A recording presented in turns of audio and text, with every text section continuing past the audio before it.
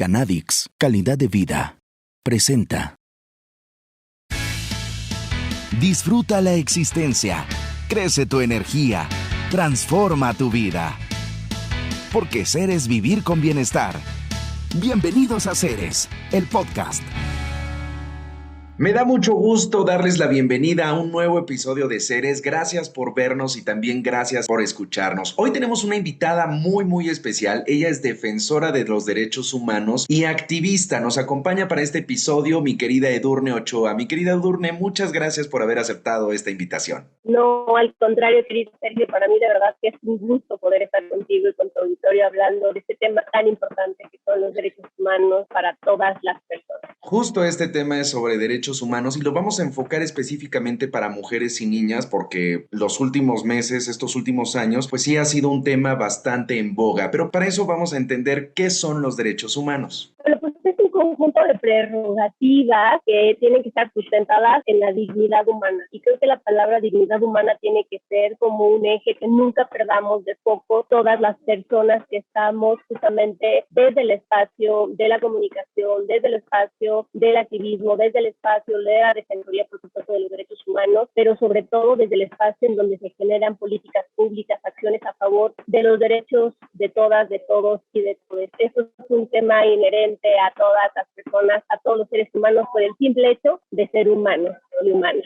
La violación de estos derechos humanos, mi querida Edurne, lo podemos entender que tiene consecuencias de manera progresivas o al momento de violar los derechos humanos podemos tener consecuencias de manera inmediata. Lo primero que nada es importante que sepan, en el caso de las mujeres, que desafortunadamente en el derecho penal internacional fue hasta 1993 en la Convención de Viena, en donde a las mujeres nos reconocieron como humanas. Eso significa que las mujeres tenemos 29 años siendo reconocidas como humanas y recordarles que ganamos la ciudadanía plena hasta 1953. De hecho, este 17 de octubre es justamente la conmemoración del voto de las mujeres en México. Estas dos intersecciones justamente hacen que la inmediatez justamente a la respuesta de una violación o a la progresividad de los derechos humanos, todavía las mujeres no hayamos alcanzado de manera sustantiva estos derechos. Recordemos que vamos ya a entrar a la cuarta generación de los derechos humanos y desafortunadamente niñas y mujeres aún no logramos consolidar la primera etapa o la primera generación de los derechos humanos. Esto significa que todo lo que tenga que ver con la violación, con la anulación, con la discriminación flagrante, directa, permanente de los derechos humanos de las niñas o de las mujeres, desafortunadamente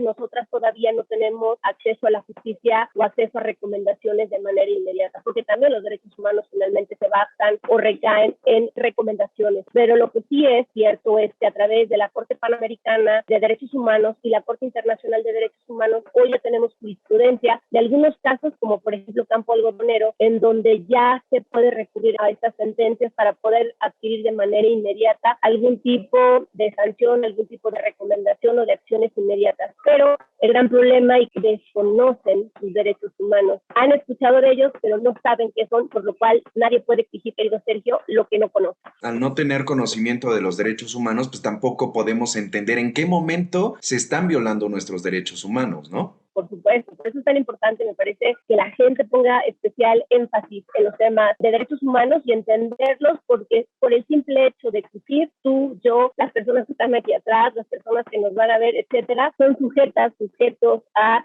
estas garantías universales y progresivas. Tú bien lo decías, los derechos humanos son progresivos. Por eso, a partir del 10 de diciembre de 1948, cuando se firma la Declaración Universal de los Derechos Humanos, es que justamente se ve que hay esta progresividad, que además hay que recordar que los derechos humanos vienen de una Segunda Guerra, en donde se pretendía justamente que ya hubiera ciertos estándares, ciertas normas, ciertos lineamientos para que no hubiera ese tipo de masacres, de genocidios, de guerras, que pusiera en peligro justamente a la especie humana, para que todas las personas podamos alcanzar el bienestar, para que todas las personas podamos vivir en paz, para que todas las personas tengamos justamente todos estos derechos que, repito, van avanzando con el tiempo, pero que muchas veces no sabemos y que entonces por eso se viola de manera sistemática en nuestro entorno estos derechos. Esto es Seres.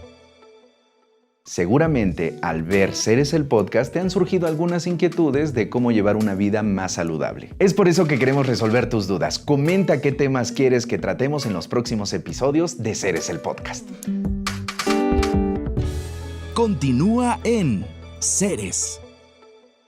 Ahora, mi querida Edurne, tú explícanos qué acciones se pueden considerar que dan pie a que estamos violentando los derechos de las mujeres y de las niñas. Desafortunadamente, y digo, por eso también es importante recordar que el 25 de noviembre es el día que se instala, que se conmemora, que se visibiliza y que se hace un llamado a nivel internacional, que es el Día Naranja, el 25 de noviembre, que es el día para la erradicación de todas las formas de violencia hacia las mujeres. Seguramente quienes nos escuchan han visto cómo todos los 25 de cada mes hay gente que se pone un lacito naranja y pide un alto a la violencia. Las violaciones a los derechos humanos de las mujeres vienen de manera sistemática y estructural. ¿Y por qué sistemática y estructural? Repito, porque las mujeres hemos tenido que conquistar absolutamente todos nuestros derechos. Hay que recordarles que las mujeres conquistamos, nuestras ancestras conquistaron nuestro derecho a estudiar, nuestro derecho a ir a la universidad, nuestro derecho a divorciarnos, nuestro derecho a trabajar, nuestro derecho a heredar, nuestro derecho a vestirnos como se nos diera la regalada gana, nuestro derecho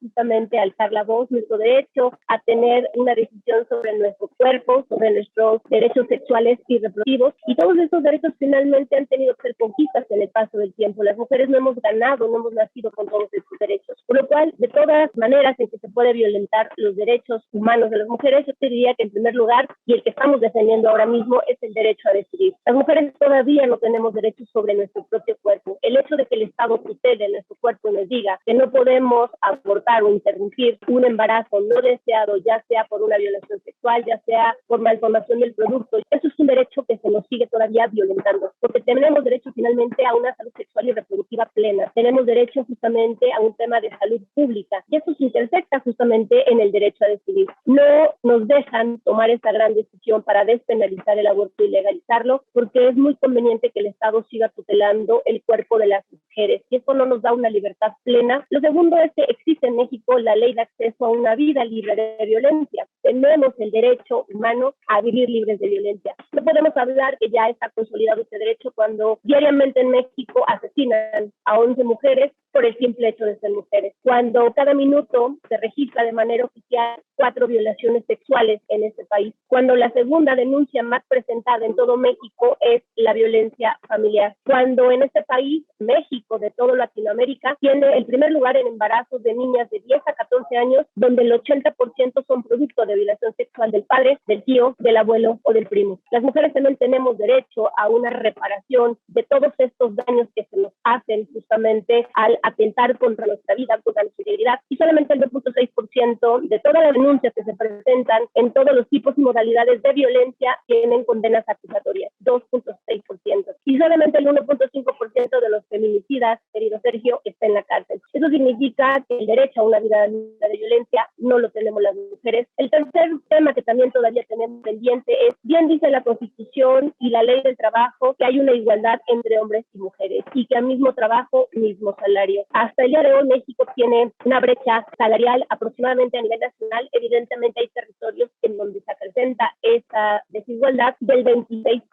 Eso significa que las mujeres todavía ganamos 26% menos que los varones por realizar exactamente el mismo trabajo. Y entonces aquí también viene una violación al derecho humano justamente de la autonomía, de la independencia. Y hay una violación sistemática justamente a las leyes, ¿no? Que también podría parecer absurdo porque podemos hablar de igualdad formal, que es la que está en las leyes, pero la sustantiva, que es la ejecución plena de nuestra dignidad y de nuestros derechos, todavía extendidos. Tenemos todavía brechas de desigualdad entre hombres y mujeres muy abiertas a nivel, por ejemplo, educación, a nivel acceso a la salud, a nivel acceso digital. Las brechas digitales, que también la conectividad es un derecho humano. Tú y yo tenemos el privilegio de estar conectados el día de hoy y ese es un derecho humano. El derecho humano a la digitalidad, a la conectividad, también es un derecho que todavía está muy retrasado en estos territorios y eso desafortunadamente hace que las niñas y las mujeres tengan menos oportunidad de entrar a estos espacios digitales para aprender, para tener teletrabajo, para ganar autonomía económica y que a partir de esta autonomía económica no se violente otro más de sus derechos, que es el derecho a una vida libre de violencia. Una mujer que no tiene autonomía económica difícilmente sale de un círculo de violencia, por lo cual hay todavía muchas violaciones a los derechos humanos de las mujeres. Y por supuesto que si englobáramos todos estos factores de educación, la salud, el que se nos siga tutelando nuestro cuerpo, las brechas de desigualdad, el tema de los feminicidios, que me parece que es una emergencia nacional en este país, también podemos hablar por raza, por etnia,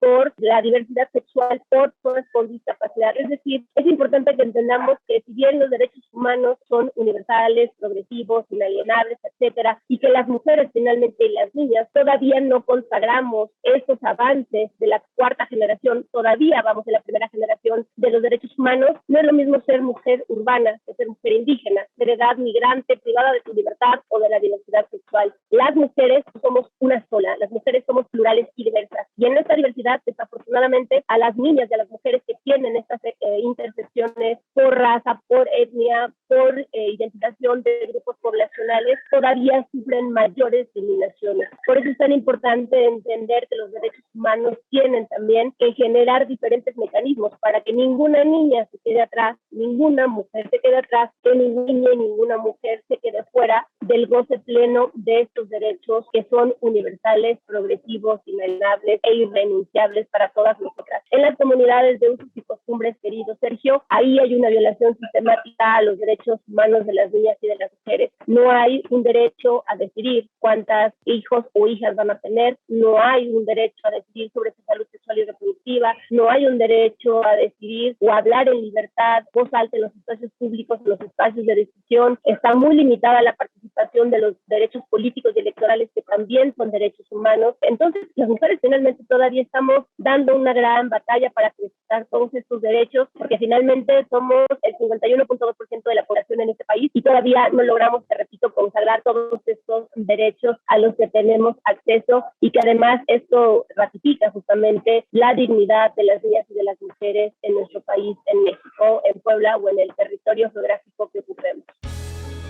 Esto es Seres.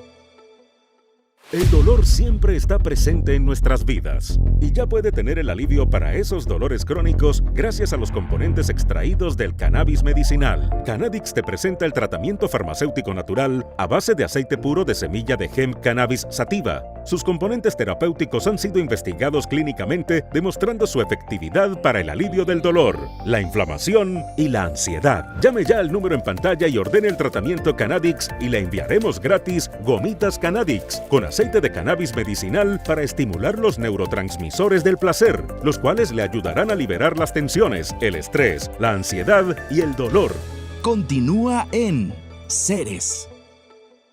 Mi querida Edurne, pandemia e incremento a la violencia contra mujeres y niñas. Creo que es un tema que va muchísimo de la mano. Nos obligaron a encerrarnos por medidas de prevención y de salud. ¿Qué impacto tuvo estos meses o estos años de pandemia contra las mujeres y las niñas? Dice el Fondo Monetario Internacional que antes de la pandemia, las mujeres que vivimos en países en vías de desarrollo como México, tardaríamos hasta 300 años en alcanzar la igualdad entre hombres y mujeres. Derivado de la pandemia, se abrió hasta 26 años más el poder cerrar esta brecha de desigualdad entre hombres y mujeres. También sabemos que durante la pandemia se incrementó hasta un 400% las llamadas al 911 por todas las violencias que se vivían al interior de los hogares. Como te mencionaba, la violencia familiar es la segunda más presentada y denunciada en ministerios públicos en México. Así que imagínate que si nos dijeron que en nuestras casas íbamos a estar bien y que tenemos que estar confinadas, déjame decirte que no todas las mujeres lo estuvieron. Muchas mujeres estuvieron conviviendo 24/7 con sus agresores, con sus violadores sexuales. Además, se incrementó la violencia sexual hacia las menores de edad, dándote este dato que somos el primer país de violaciones sexuales a las niñas entre 10 y 14 años. Y además no se generaron los mecanismos inmediatos para generar estas denuncias. También las mujeres tuvieron embarazos no deseados porque el gobierno detuvo toda la distribución de métodos anticonceptivos. Hubo hasta un incremento del 40% de embarazos no deseados en este país. Por supuesto, aumentaron las violencias sexuales, aumentaron las brechas de desigualdad y, por supuesto, hubo una deserción terrible del derecho a la educación en las comunidades más marginadas y más pobres. Sabemos que hay muchos problemas hoy mismo, justamente derivados de la pandemia, en temas de salud mental. Nadie está hablando de la salud mental y del impacto diferenciado que está causando en las niñas, en los niños, por supuesto en las mujeres, el hecho de haber estado confinadas. El tema de la salud mental, que también es un derecho humano, que es un tema de salud pública, sigue siendo un gran tabú en este país, ¿cierto? Decir que tienes ansiedad, decir que tienes depresión, sigue siendo algo muy mal visto, por lo cual en silencio se ha tenido que atravesar todo este tipo de problemas de salud mental, y que las mujeres con todas las dobles o triples jornadas no remuneradas dentro del espacio privado cuando estuvimos confinadas, pues imagínate también todo lo que surgió o emergió, porque no solamente tenían que hacer teletrabajo, sino tenían que educar a los hijos y a las hijas para que hicieran la escuela, la tarea, pero no tenían que hacer las labores del hogar, porque tal vez la persona que ayudaba, que tenían ese privilegio, no podía asistir por el tema de la pandemia. También sabemos que aumentó hasta 200% las denuncias de violencia familiar. También sabemos que aumentó hasta casi 300% las violaciones sexuales en el espacio privado derivado del confinamiento. Y que además sirvió también como lupa para ver lo que estaba sucediendo. No es que no sucediera, querido Sergio Auditorio, sucedía. Lo que pasa es que parece que había una gran apatía, una gran indiferencia hacia lo que las mujeres y las niñas viven diariamente, por lo cual esto logró que se maximizara y se pudiera potenciar y visibilizar. Tan es así que la propia ex secretaria de Gobernación, Olga Cordero, en una mañanera no tuvo más que reconocer que durante la pandemia había una cifra negra del 93%. Eso significa que todo lo que el Secretario Ejecutivo Nacional reportaba cada 25 de mes habría que multiplicarlo por 9, y esa sería la cifra real de toda la violación a los derechos humanos de las mujeres y el incremento de las violencias durante el confinamiento. Por lo cual, hoy tenemos un gran trabajo que resarcir en materia del derecho de las mujeres a una vida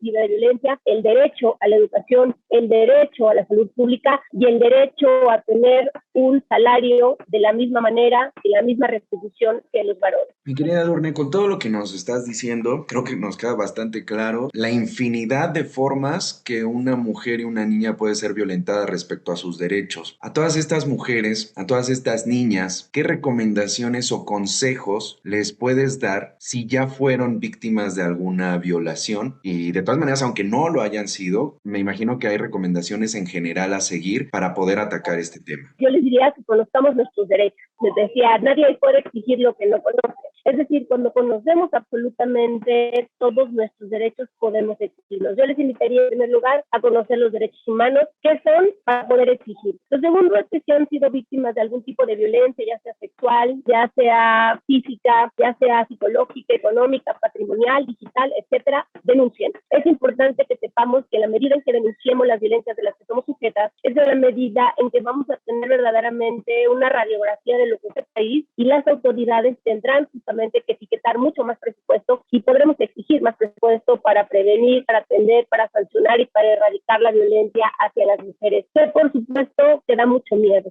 Sé, por supuesto, que las mujeres muchas veces no denunciamos por desconocimiento, por miedo o por vergüenza, porque las mujeres nos han dicho que seguramente nos violaron porque íbamos vestidas de alguna manera, que seguramente nos golpearon porque dijimos algo que no teníamos que haber dicho, que seguramente nos acosaron o nos hostigaron porque fuimos provocadoras o insinuamos algo. Es momento, me parece, de dejar de pensar que nosotras somos las causantes de todas estas violencias y voltear a ver a quienes ejercen las violencias hacia las mujeres. Es momento de dejar de criminalizar a las mujeres. Y quiero decirles a todas esas niñas que en algún momento me van a escuchar, o a las madres de esas niñas, que habemos defensoras de derechos humanos como su servidora y muchas más en este país, que estamos luchando para que estos derechos progresivos, inalienables, intransferibles, irrenunciables, se toquen a las niñas, se conozcan sus derechos y se sientan pares e iguales con los niños y con los varones, para que en el momento en que vayan creciendo puedan exigir justamente igualdad y pleno reconocimiento de estos. Lo que hoy nos toque a nosotras, el trabajo que hagamos va a ser para ellas, para las niñas, para las que vienen detrás. Y eso es un trabajo